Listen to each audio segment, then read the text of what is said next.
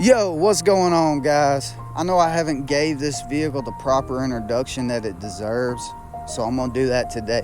This is a 1968 Chevrolet El Camino. This is a vehicle that I had bought off Copart. If you're not familiar with that website, they deal with vehicle auctions, and I'll leave a link to that website in the description. So if you're interested in that, hit that link and it'll take you straight to it. So let's get into it, guys. This vehicle, after I purchased this car, I actually was able to find some documentation inside the glove box that led me back to the previous owner. I had reached out and contacted him, asked him if I could get some pictures of it, and he was kind enough to send me some pictures over and gave me a little more information on what actually happened to this vehicle. It was involved in a horrific incident, involving a fire that, the vehicle was stored at his warehouse. He had a dehumidifier inside of the warehouse, and ultimately it short-circuited and burnt the whole thing down. So after I got my hands on the vehicle, the toughest challenge was just getting it clean.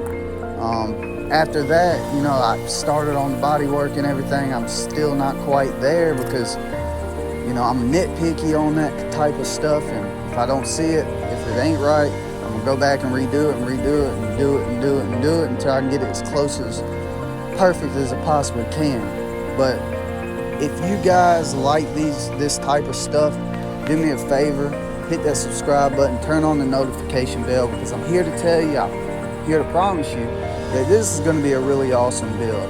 I've got plans made for this car where I'm gonna upgrade the suspension, full drivetrain, wire harness package, the paint. I'm a big fan of it, guys. This paint job is gonna be freaking awesome. The color on it is gonna be freaking awesome, man. And I can't wait to get my hands on painting this car. I love doing paint jobs. I love doing anything. I love taking a turd and making it look amazing again. And I hate seeing these cars. This is the whole reason why I took this challenge on. I hate seeing these cars go to the crusher. I hate seeing these cars die, man. The 50s, the 60s, and the 70s, to me, is the era of the muscle car. And to me, I think more people should be passionate enough to take these cars and make them roadworthy again. Just get out there and have fun with it, drive it, and keep them on the road, man. These cars are a legacy that should live on. And I'm gonna take this car, and this car is gonna live on. I'm gonna give it a second chance. I'm gonna give this Chevrolet a heartbeat again.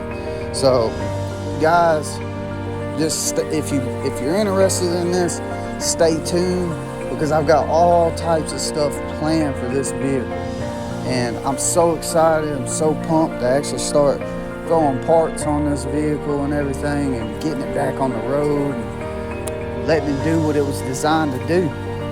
We're gonna have fun doing it. So, and also, I'm looking for a name for this vehicle.